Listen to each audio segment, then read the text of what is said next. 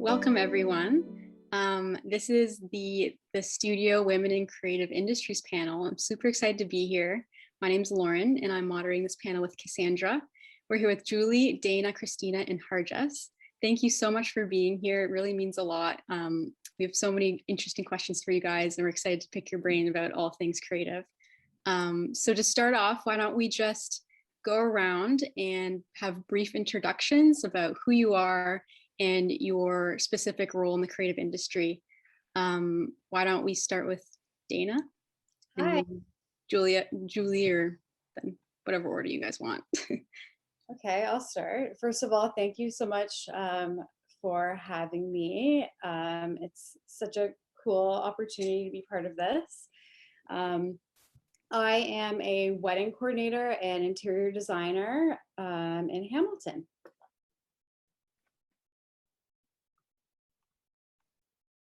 I can go next. I'm Julie. Hello. I currently work for Aritzia.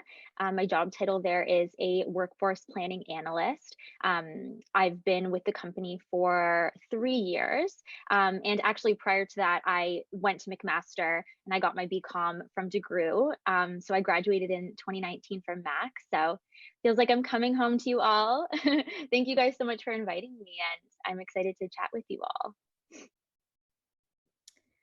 I'll go next. Hi guys, my name is Kristina Pittam and I am the founder of Reyna, which is a women's wear bodysuit collection based in Toronto, but we sell direct to consumer.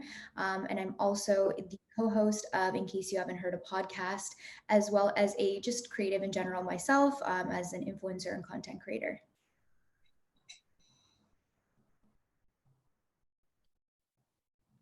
I guess I'll go next. Hi, everyone. My name is Harjas Grewal. I recently joined Deciem, the abnormal beauty company. All of you may know the skincare line, The Ordinary, and I'm their social impact and activism manager, associate manager. I'm working on their global operations and really building out an activism voice. In terms of creativity, I do have a background in writing, theater, acting, before I kind of went down the role of international relations and United Nations. I was also a youth ambassador for quite a while for the United Nations, and I used to go to New York every 3 to 4 months to do different youth engagement activities. But I'm excited to be here, so thank you. Amazing. Thank you to everyone for sharing that. Our first real question is, what led you into the business world of fashion, beauty, design, and did you ever see yourself there, or did you have ever that aha moment that you knew you were where you're supposed to be? I guess I can start. I kind of built a career on being a bit of a chameleon, and I never really knew or wanted to embrace that until beginning my business, Saluti Inc. I had a true deep love for fashion, anything art related, the home, events, building an aesthetic for people and for myself. I knew that at a young age, I was heavily fascinated with art, and I never focused on one thing to find a massive success. So I had to explore many facets of that. I began my career in, well, my education and teaching. I wanted to follow more of like a clear path to becoming of I guess success, but I didn't fall in love with that, and I knew that I needed to explore more of that, my creative side, so that I went into arts.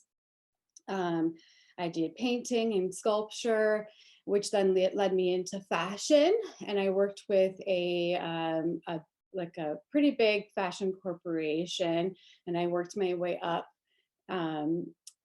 into that. I was doing more of like a regional base, I guess. I was working within Ontario, and I never really got to take control of my own creativity. So I kind of drifted into wanting to do that for myself, and created my own business. And yeah, so.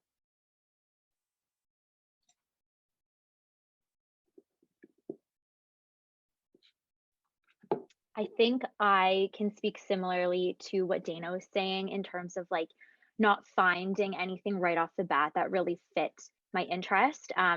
As I said, I did go to McMaster as you guys do as well. And so you probably can relate to like everything in the BCom program is very funneled down a certain track. Like it's very much like you're going to be in marketing, finance, accounting, HR. And I always felt throughout my undergrad like I wasn't like fitting in any of those jurisdictions perfectly.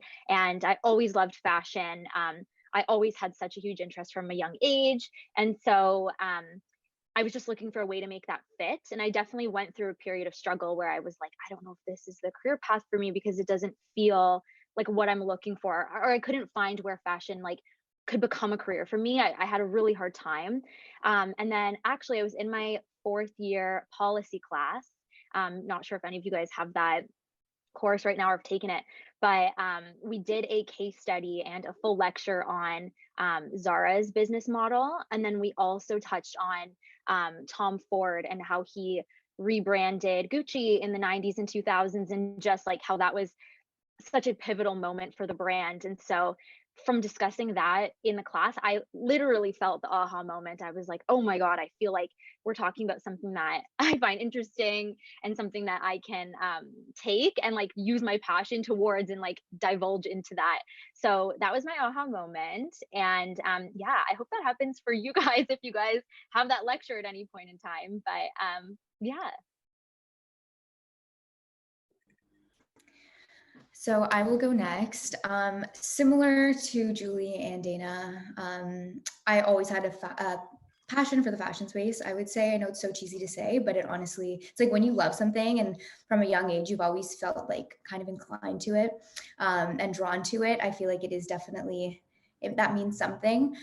So I started kind of content creation, fashion blogging back in 2016, before Instagram was really a thing. I started with the website, and that's how I really dove into the fashion space. I went to Wilfrid Laurier for communication studies, and when I was at school, I went to school in a university town similar to you guys. I know Hamilton's a little bit bigger, but there wasn't really like that fashion. There wasn't that fashion environment. There wasn't really any of that because it wasn't a city. So I tried to kind of get that for myself by, kind of diving into fashion blogging. And I started a blog. I was posting, would meet up with photographers and shoot content for that. And that's kind of how I started to get my foot in the door with like getting into fashion and starting to work with brands. And then I never really thought, oh, I'm going to be a fashion designer. Like when I was younger and people would ask me, oh, what do you want to do? What do you want to be when you grow up?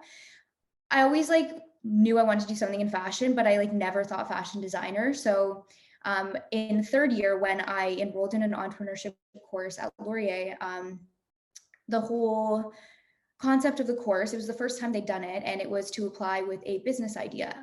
You could really pick anything, and the entire course was built to kind of test it, test your markets, everything that you would do, the whole process before creating a minimum viable product, and really building your business model and changing it and shifting it throughout the duration of the course. And that's where the idea for my business, Reyna, started. And after testing and trying and starting with, wanting to launch a fashion brand, even though it was something I never thought I'd actually do.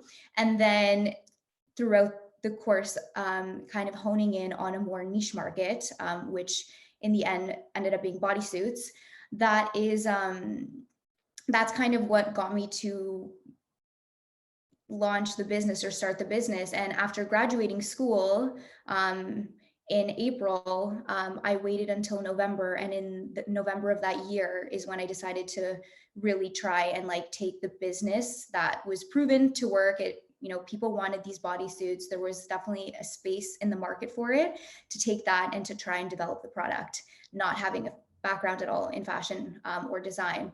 And for me, there wasn't really an aha moment necessarily, but there was definitely a point or a deciding factor that kind of pushed me over the edge to decide to start the business at that point. And that was, I had thought about going to move to Australia because it's part of the Commonwealth. It's an easier country to move to, but also they had and still have a very booming e-commerce fashion business or fashion industry.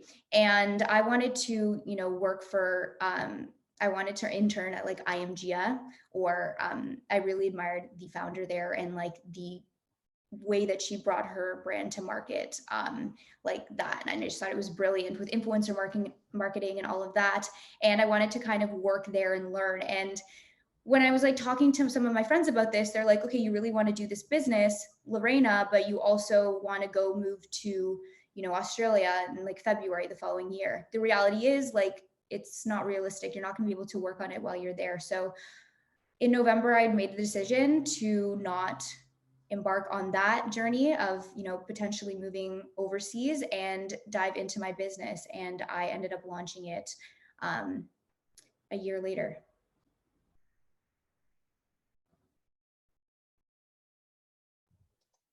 Amazing.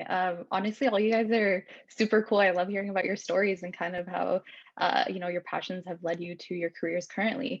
So for me, it's a bit different. I think I was really in the activism and social justice space for a while, instead of being directly, in the fashion or creative industry, but I always had kind of a knack for the media and entertainment / skincare industry. I worked for MTV for their pre-parties. I did production, house assistant, concert assistant, etc. And through that, I started working on sponsorship kits with skincare companies. And I just got really interested in skincare. I think this is when I was in high school still. But then, I went on the path of social justice, worked for the UN a little bit, as I mentioned, but I always had this passion for skincare. And I wanted to see how, the skincare industry could translate social justice and activism. So I actually applied to a couple positions at just Glossier, Swarovski, etc., just starter level positions to get my foot in the door, right? And then maybe pitch, hey, we really need a social impact person on here one day. But didn't really happen. Kept working, kept activizing, change in the community, working with BIPOC youth, advocating for racial justice. I was really just following my passions. And I think my path was very different and kind of all over the place. But then, like last year, I realized that Deciem just hired on a director of sustainability. So I reached out to her and I literally created this 10-page proposal saying why Deciem and the skincare industry needs to move towards social impact and activism. And like they loved the proposal. It was pushed up to senior leadership, and a year later, here I am in the position. And really, I guess it's interesting and it's really inspiring even to me to see how the skincare industry can really have an effect and inspire people to create change. And we always say that beauty can't be rinsed off. That's a huge thing at Deciem. So I think when you think about activism and these spaces, it's really just about following your passions, making sure that you have, those outline parallels running to say, hey, like I love social activism, but I also love skincare and fashion, and how can I bring those together? So I guess that's what I really did. It was kind of not traditional and I guess bold when I sent that proposal, but I mean, you always have to, I guess, get your foot in the door somehow. So that's a bit about me. That's great. Honestly, it's like so inspiring to hear all your stories, and like each one of your paths are like so different, and like I just can't wait to hear what the rest of everyone has to say. But question for us is, any certain skills that I believe are better suited for people working in the creative industries? And anybody can start.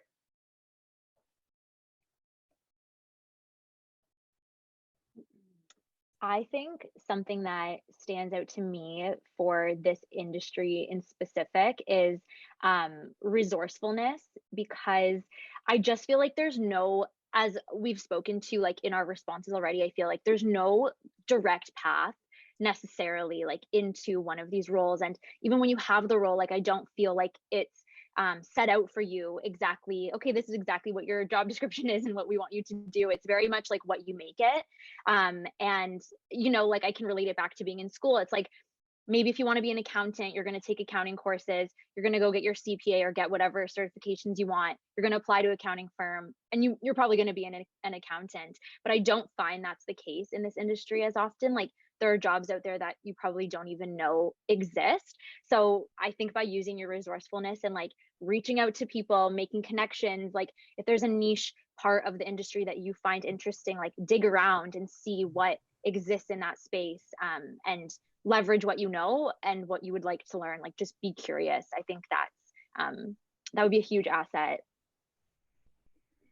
I can go next. I think that being in the service industry, especially for weddings and interior design, you have to be able to adapt to change.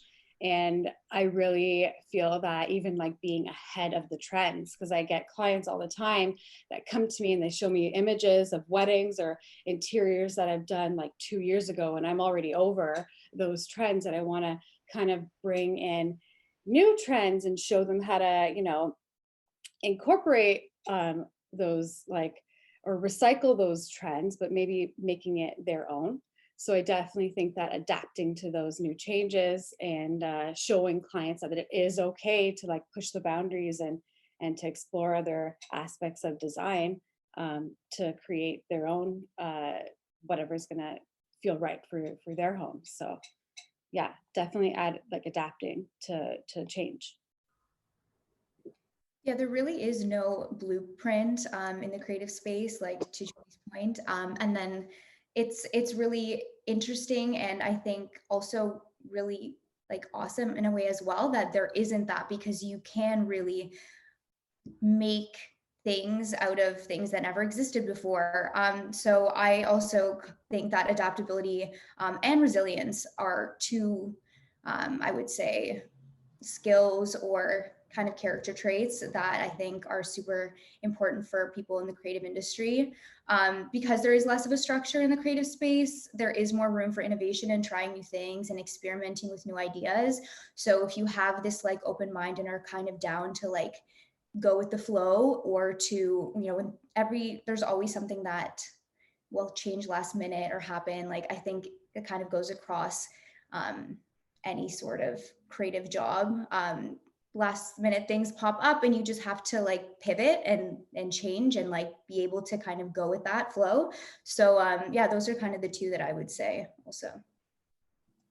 Yeah, and those are great points. And speaking to, I think a lot of the theme that I'm getting from this is resiliency, right? Because in this industry, I think if you don't have resiliency, it's very hard, to be very honest, to get forward, whether it be fashion, beauty, or whatever. Because as I think Kristina mentioned, it's always pivoting, right? Like things will come up last minute. The industry is forever changing. It's very agile. So I think when you have resiliency and you're adapting to it, you'll be able to break through doors. You'll be able to come up with new solutions and just address like new trends, and I guess stay on top of things, and that's how you're going to stand out. For me personally, my resiliency has really got me through many doors, I would say, and it's been I think also tied to my innovation. So when it comes to coming up with really cool solutions, for Deciem, for example, we're coming up with a lot of new social impact strategies, and these are things that I never thought I would be able to do at a beauty company. But again, like it's about how I'm bringing together my passions, innovations, as well as being resilient about it and saying, no, we need to do this, and this is how we're going to execute. So yeah, like I think all the points and skills are valid, but for sure, I think for me, resiliency was the main thing that helped me. Great, thank you. That's really, really insightful. I was wondering if you guys could speak to, I know you said there's no real blueprint to this kind of industry, but I was wondering if you could speak to what a typical day in each of your roles looks like, and what are your favorite and maybe least favorite parts of it?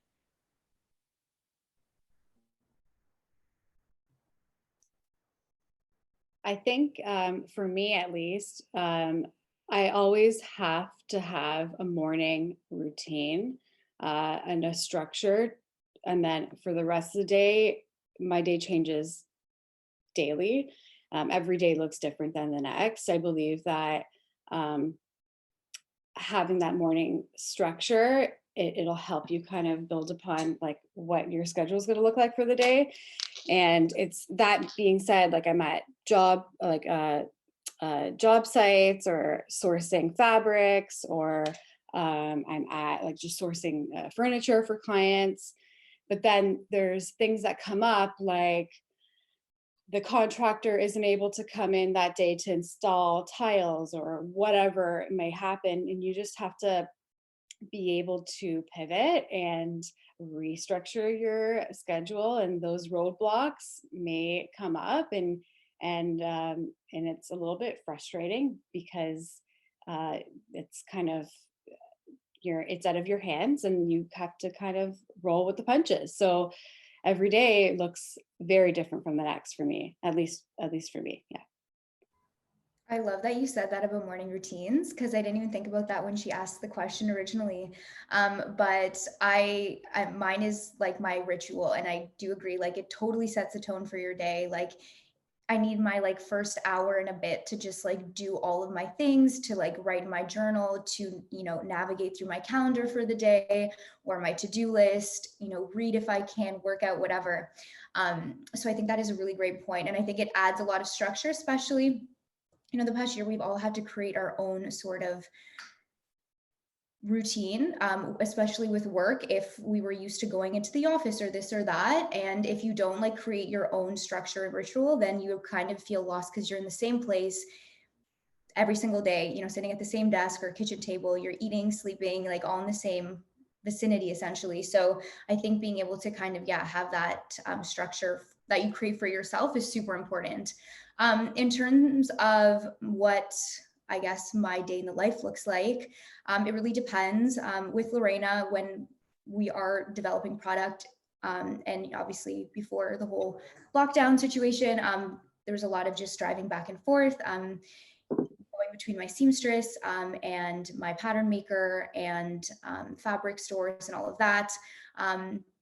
And right now focusing more on strategy and wholesale. So it's a lot more emails, which is very fitting for the times that we are in. And then in terms of my podcast, I didn't really speak on it too much previously, but that is something that, again, we've totally shifted our way of navigating through that throughout the pandemic. And it's almost, I mean, I would say it's kind of worked to our advantage, because I, you know, was previously based in Toronto. Currently I'm based in London, and my co-host is in Toronto as well.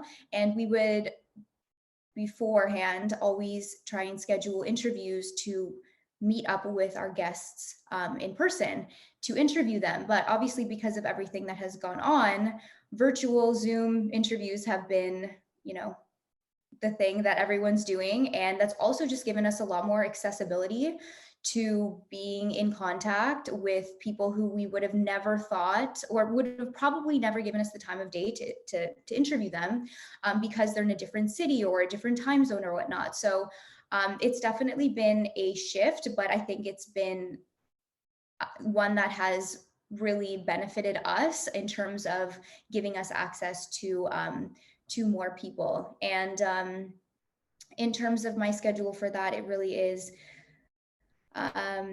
like we do strategy meetings on Mondays. We record once or twice a week, depending on our guest schedule, and always kind of planning for the next thing and how to expand our audience on social media, as well as through our listenership on wherever podcasts are hosted.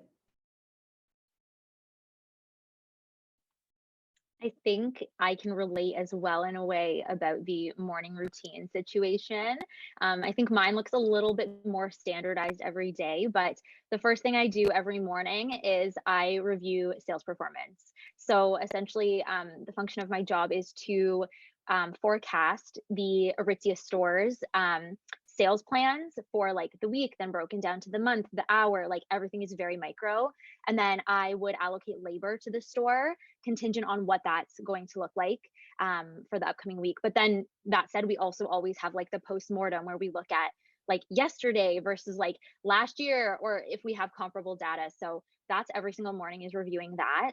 And then as the day goes forward, it's a lot of collaboration with my business partners, because as you can imagine, like the numbers I see on a piece of paper don't tell the full story. They don't paint the picture as to what the store actually saw or what's actually happening.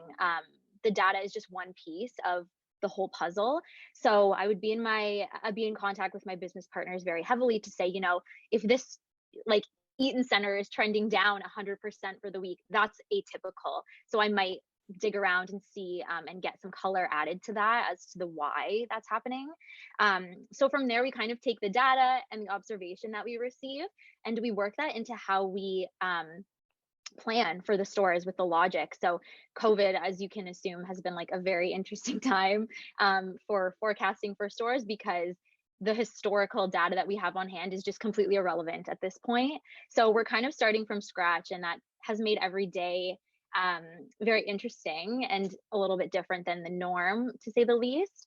And essentially what we would do is, after amalgamating all of that insight and kind of doing our analysis, I would physically plan the store's labor allocation and what that would look like, what their sales plan would be every day of the week.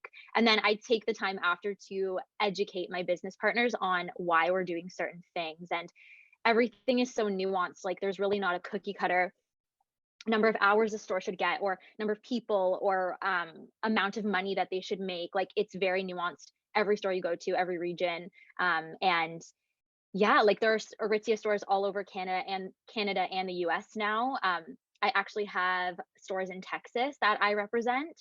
So just, you can imagine, with everything going on in the US, like, the scope of that looks so different than downtown Toronto. Like, it's not the same. So yeah, all of that is like very loose description of what I would do in a day, but that is what I touch on every day of the week. Yeah, super cool to hear about everyone's morning routines. If I'm being honest, I have to still fall into a standardized morning routine. It's very hard for me some days, because I think, when you're hopping into a job, you're doing multiple things at, once. You do get tired, you do get burnt out. So I think that's okay to admit as well. But I am trying to incorporate that morning routine, because I think it's so, so important to set that tone for the day.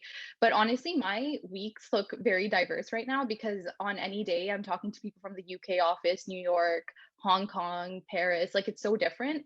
And I'm talking to like brand sustainability, social media, because social impact and activism falls within all these different silos. And I have to figure out how to, get all this together, create a strategy, because that's, what I'm doing right now, because Deciem really doesn't have a social impact strategy right now. So I really have to go in, connect all the dots, start from the bottom up, and just really figure out where we're going from now. But even, I think, to Julie's point, is that, you really have to do some digging too, though, because with the social impact and sustainability team, we're looking at where we're sourcing from, and that's a whole mess right now. It's very difficult to get into, because we're looking at, for example, we source our chia seeds from Brazil. So I have to kind of see, okay, well, how are the communities being affected? Are they being affected by our sourcing? And what can we do to better, create resilient communities, sustainable communities, and really diversify our supply chain? And that's kind of more, I guess, the intense work. And then beyond that, I am responding to current events. So for example, the winter crisis, the winter storm in Texas, to the anti-Asian racism, to many other things that are in the works. I really have to figure out how we as a brand can represent these issues and how we can stand up for them, but beyond donations, right? Because I think in the activism space, it's really easy, or corporate social responsibility space, to say, hey, like, we're going to put out this blanket statement and say, we stand with this cause. But what does that mean, right? So I always believe in putting action behind the words. So I'm really creating that strategy too, to make sure that everything is aligned with our brand, our pillars, but we can still speak up and stand with communities on the ground that are suffering, and also, contribute in really meaningful ways. Like, as I said, we're really looking into our supply chain, and I'm really excited on how we can, I guess, move towards more resilient and sustainable communities, and make sure that our supply chain and even our warehouse workers who are in the manufacturing community can get, within the Deciem family more directly, and how we can work with them to make them feel like they are a part of our family. And one cool initiative that we're launching out is, talking to the employees in the warehouses and understanding their perspectives and their needs and their wants, and to see how we can roll out, social impact and sustainability within that, because I think it's such a wide topic that it fits in with everything. But yeah, my days are honestly very hectic right now, I'm not gonna lie, all over the place, talking to the global offices. But beyond that, in the evenings, I also run an organization called United Women, which I launched last year after I won the Diana Award, and we're part of the UN major group for children and youth. And we're currently launching a mentorship program for young people who are in women's shelters and community housing. So I'm also working on that with a global team as well, from South Africa, New York, UK, Toronto, obviously. And we're, my entire day is just social impact and activism, essentially, online and offline. So yeah, it's hectic, but that's what I'm up to. And I think, to the other panelists' points, having a routine is super important, and I'm trying to incorporate that so my mental health doesn't, suffer. Yeah, absolutely. I think, like, being in like the virtual right now, like, it's so good to have like a morning routine just to set like your whole day, which is just like is the key for success for your day. So absolutely. absolutely. I can totally see where you guys are all coming from with that. But our next question is what is your advice for people thinking about their own venture in a creative or wishing to work in a creative industry? And is there anything you wish you beforehand?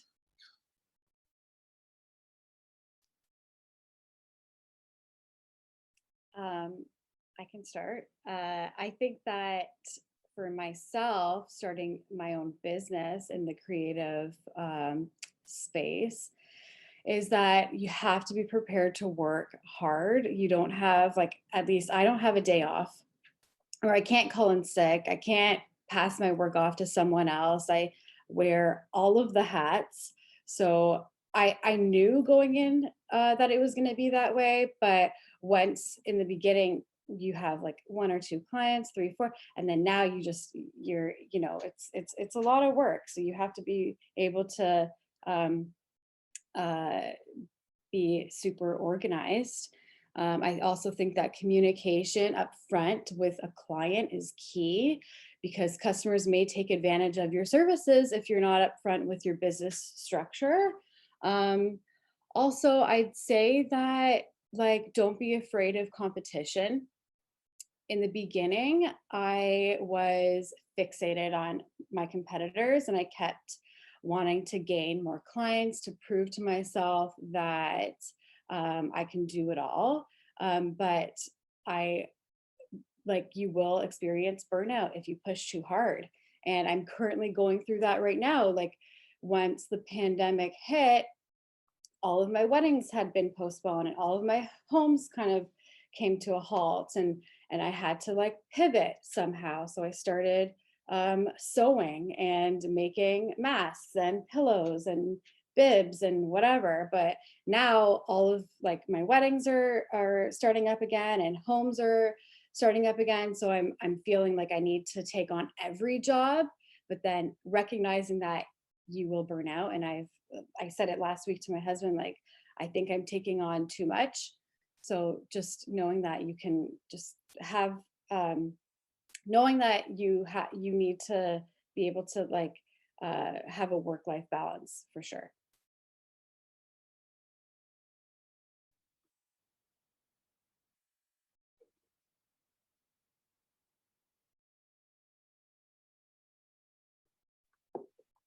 Some advice that I would give slash like what I wish I knew is that I think there's like a super misconception about what this industry is like. I think we all see the Devil Wears Prada and we're like, oh my God, like it's dog eat dog, which like it can be in certain aspects. But something that I think has helped me out is to never stop being curious. Like, don't let those misconceptions define what this is for you. And something that we always say, like at Aritzia, and now I feel like I say in my everyday life, is be curious, not critical. So when you're working with business partners or like anybody, just anybody at all, it's like ask questions until something makes sense to you. Ask questions until you feel like you're at a place where you can diagnose like what exactly is happening. Like as I spoke to previously, I do a lot of work with stores directly. Like I would talk to them every single day, and if something doesn't look right or if I'm unhappy with some of the results I'm seeing, I would want to be curious about that. I wouldn't just want to assume like, wow, this was terrible performance today, or whatever the assumption might be. Like I think, like I was saying, the retail industry or fashion in general has this kind of like vibe where it could be very intense.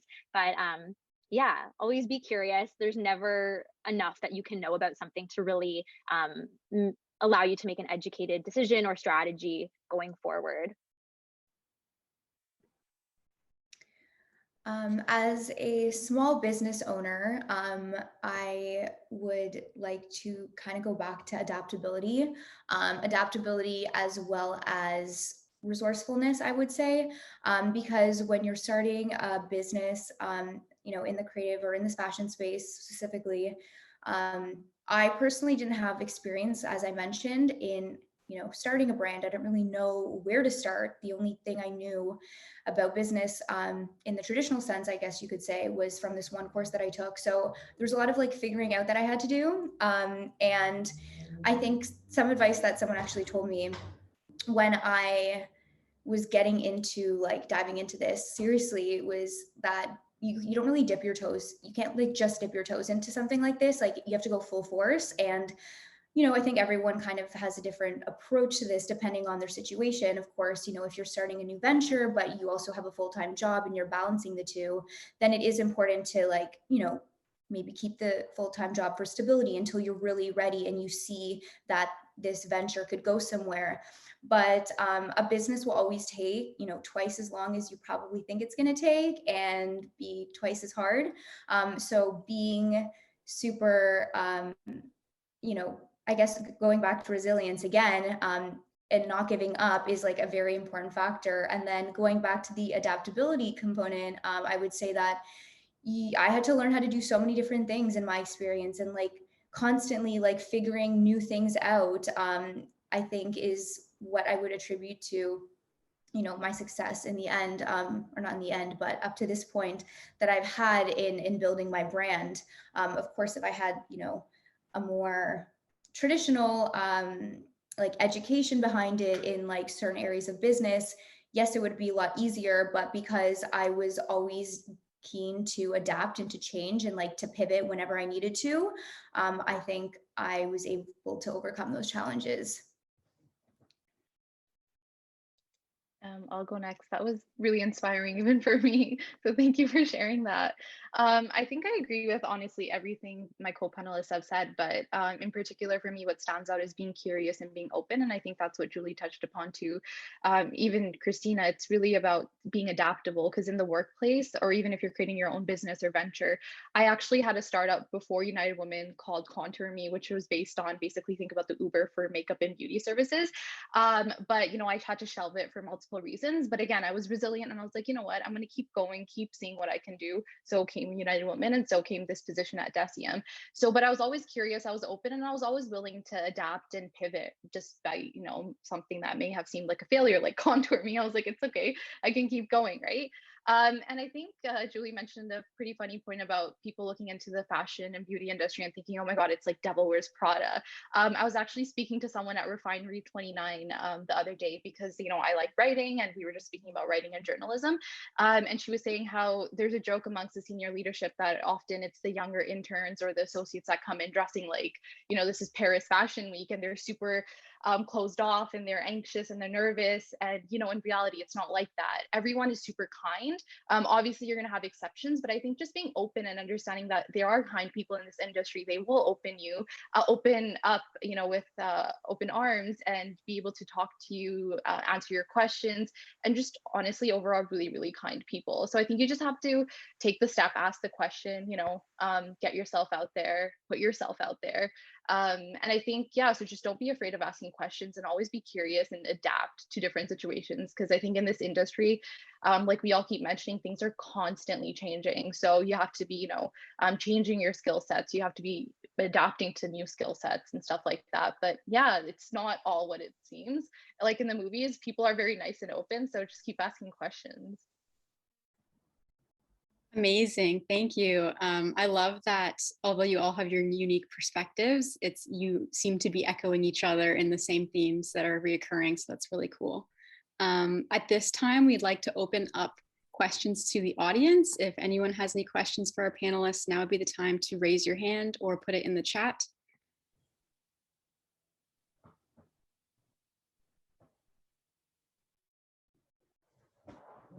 Gabby, go for it. Thanks to everyone, but my question is more towards Harjas here. I was just curious, you kind of touched briefly on how you are really building actions behind the sustainable movement in the skincare brand. I was just curious if you could elaborate kind of on like how you do that and like how you go about it. For sure. So since right now we're currently building out the strategy, I can't tell you what our plans and ideas are. But what I can mention is that, like I said, we dig into who we are, who our suppliers are, and what I guess community means to Deciem, right? So that's a very brand thing. But I mean, so I've been digging in with different teams, collaborating with brands, social media, sustainability, supply chain, warehouse, and really figuring out, you know, what Deciem's values are, right? And then from there, I look into the world and I see, okay, we have these gaps, these issues. For example, our employees are diverse, right? We have a lot of Asian community, Asian Pacific Islanders in our community. We have a lot of stores in the APAC region, so that's Asian Pacific.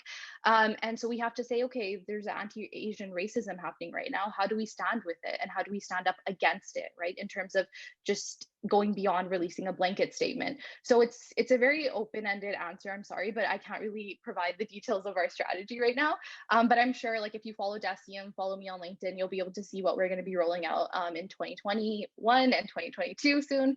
But yeah, it's really about just identifying those gaps in your communities locally and globally, because often I think another thing I've been seeing in activism in corporate spaces is that companies look at these global scale issues, but often don't even see the own issues that are happening in their own neighborhoods, right, across the street. So last year, Deciem actually had donated a large sum and as well as skincare products to a shelter, a homeless shelter just across the street, because they realized, hey, in our community, we have this gap. There's literally, displaced folks and they're in need of, skincare products. They're in need of just, attention and I guess just someone to talk to, right? So beyond donating, we actually also had a listening session. So I think that was great. So we had people from the shelter come and speak virtually about how we can, best approach these communities, talk to them and understand their plights and situations. So I think it's really about awareness and education, as well as understanding that global issues or activism issues exist in your neighborhood as well. And I guess, with beauty, how your, passions and values and missions align to what's happening in those spaces. So I hope that helps. Yeah, thank you. That's amazing. Hafsa, go for it. Thanks, Lauren. First of all, you four have been truly inspiring and you guys are doing amazing work so thank you for that. And so my question would be not specifically to anyone, but I'm just wondering, so there's so many creative people out there, so many new ideas, so many new innovations every single day. So what makes someone stand out in the market? So like, let's say once someone graduates, like, is there something specific? Because as you said, the industry is just like changing and evolving every single day. So like, is there something specific that you look for, or what basically makes someone stand out in the market to like achieve what they want? So for example, for Harjas, you tried to use your idea to combine sustainability along with skincare, which is amazing. So I'm trying to see like some other inputs from other people. I actually think when you were asking this question, like I thought of Harjas's situation like exactly, because I feel like she was a prime example of like what would stand out to someone. And I think like at least for me, what I see is it's one thing to be a creative person and have like an incredible idea and have these visions, but it's like, how do you execute? Like, are you going to action those items? I think that's something. And so like again, going on that example, like her sending that whole markup of everything that she wanted to do and what her vision was, like that to me speaks to somebody who like is gonna go do it, like not just saying that it's an idea, but like physically putting it out in the universe. So I think that is one element of it, is someone who will action these things. And then the other thing for me is, which is actually how I got my current job, is like my parents always told me this, but they always would say like, if you don't ask, you don't get. Like if you don't ask for something, if you don't ask for an opportunity, or if you don't make your voice heard, you will not get it. I think it's easy for us to romanticize like, oh, somebody's gonna pick me out of the crowd and like hire me or whatever, but it's really about like go and find a way, find the avenue of getting it done. I think that makes you stand out. And I think like from my job experience as well, like I have personally attested to that being valid. But yeah, that's what I would add to that. If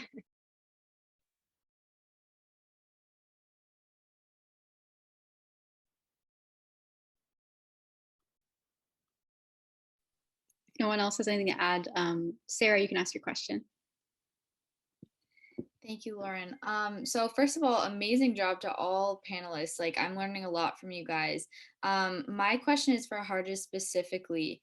So during the summer, I was the brand marketing intern at EY, and a lot of my job had to do with like coming up with initiatives for different like social campaigns. So for example, I worked on Pride Month, Black Lives Matter, different like sponsorship opportunities where I had to like pitch organizations that I thought EY should sponsor.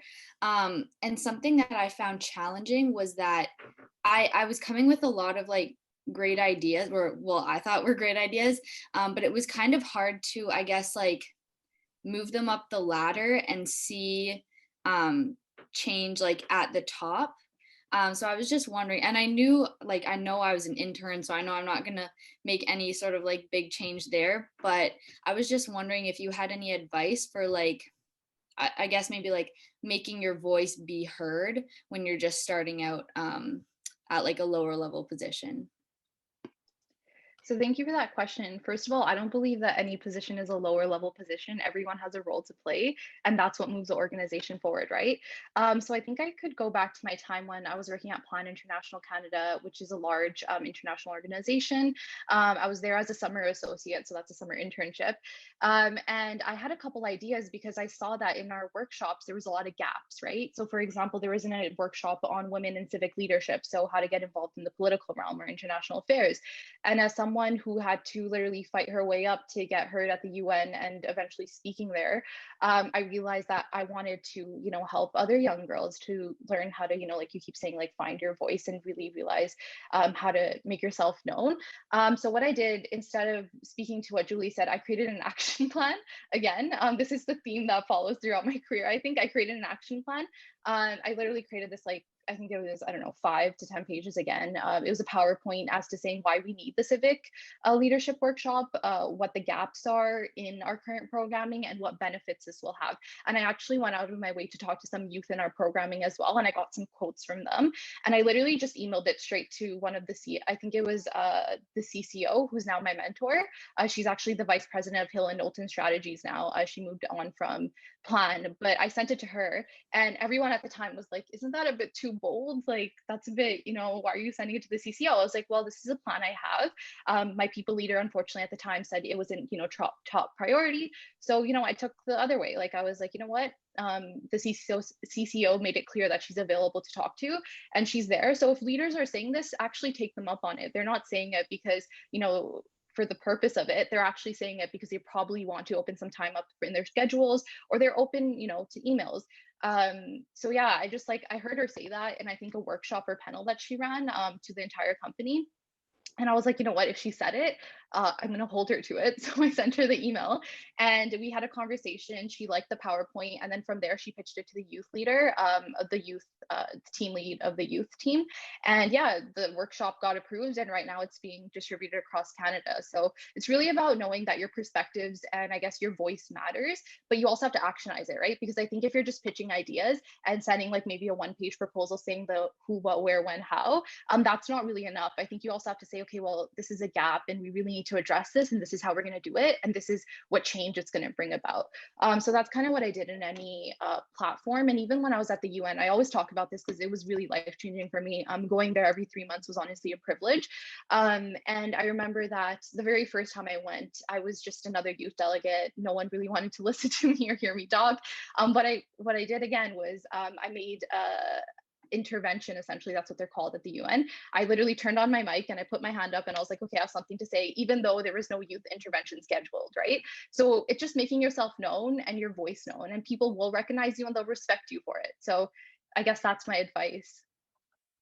That's awesome. Thank you. Okay, I'm going to ask one last question, and then we'll go into our breakout rooms for networking. So this question goes for Kristina and Dana. So let's just talk about social media, just because we all know that that's everywhere. That's how everyone's like marketing themselves. So let's talk about this and just say how it's navigated towards your success. Kristina might be better at this than I am, but I do believe that for me, it's essentially my portfolio. I had to, in the beginning, when I started my business, I needed to gain clients. So I had to hire a photographer and take photos of my house, take photos of, ask my friends if I could style their living rooms or their bookshelves or whatever. And I would get those photos, post them on Instagram. And that is how I gained my clientele. It has allowed others to see my creativity and to understand how I approach aspects of design.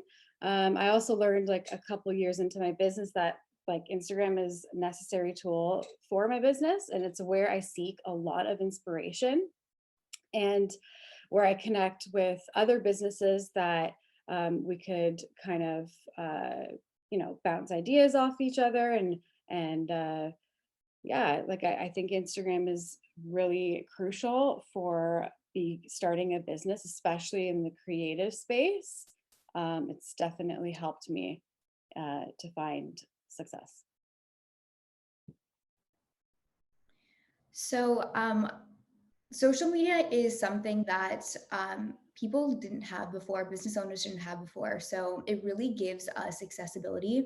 And to utilize that to its full advantage, I think is something super important that anyone starting a business now, especially needs to, prioritize and really optimize. I know for myself, I also had a bit of a following on my personal brand before I launched my business, and utilizing my audience to ask their opinion on the products that I was trying to create, I found super helpful. And that's something that anyone can do now, with all these different sticker options you have on stories. You can use ask a question, you can use the poll feature. So really building community while you build your business is something that social media kind of allows you to do. And then I think as hard as it can be to really navigate through all the platforms, and I don't know if I'm necessarily one that says use all the platforms or pick the ones that you're the best in and just focus and hone in on those, because I think it really just depends on the kind of person that you are and like what comes most naturally to you. Because if it's like, if you really hate creating TikToks, like, and you really hate creating that type of content, short form video content, you're not going to like doing it. So the results are probably not going to be as good as creating a curated photo for Instagram. However, I do think that Gary Vee has a point when he says, create content and distribute it across as many platforms as you can. When you create one piece of content, it doesn't mean that it's only exclusively for that one platform. If you can, cut it, edit it, transform it into a different type of content that you can use on another platform, I think that's something that we should definitely use to our advantage, because it is all about exposure. And with social media, especially when you're trying to market something, it takes the consumer like between 5 to 7 times to see something repetitively before it really sticks, before they turn into a customer. Obviously this varies, but until someone sees, sees your brand or see something that you're trying to put out and like grab their attention with a few times, they're not gonna like fully convert. So the more that you can put out, the better. So kind of just, it does come down to a bit of like I guess it's like the more the merrier in a way when it comes to content. But yeah. Yeah, and I actually agree with like just being, just keep pushing, because I remember my husband would be asking me, oh, did you post about your masks again or whatever? And I felt like I was being so annoying to my audience, because I don't know, it's just, I keep pushing one thing and I felt like I was marketing myself so much, but then it really does work. It like that bit. And then I kind of grew that way, and they love seeing, like my clients love seeing like the process of like picking a fabric and then or guessing what the fabric is going to turn into, or seeing before and after shots. That's how I gain a ton of clients that way, is they like to see the process and learn. They love how I kind of I tell the story creatively, and then even your captions. So, and I'm still honestly learning Instagram, and all of it's like creating reels and the algorithm, and it's yeah. So for sure, it's helped through marketing for me. And just one more thing to add to that, when you guys are using social media, the most important thing is consistency as well. So I mean, as much as, yeah, you think like pushing something so many times is annoying, it's not, because you think it's annoying, but you're the only one that's witnessing that you're doing it so many times, right? Like your customers don't see every Instagram post, they don't see every story. I mean, unless they're like religiously following you, I guess. But it really is just like, oh, when they stumble upon it, and you never know when that is.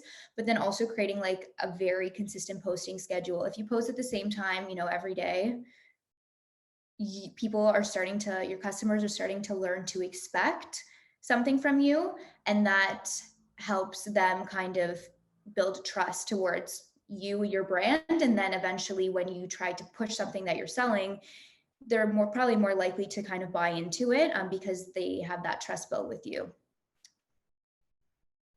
Awesome. Thank you so much for that amazing insight. So now we're going to open up our networking. So each panelist is going to get their own breakout room to host, and we're going to open those now. So everybody can ask their questions to the individuals. So we'll start that now.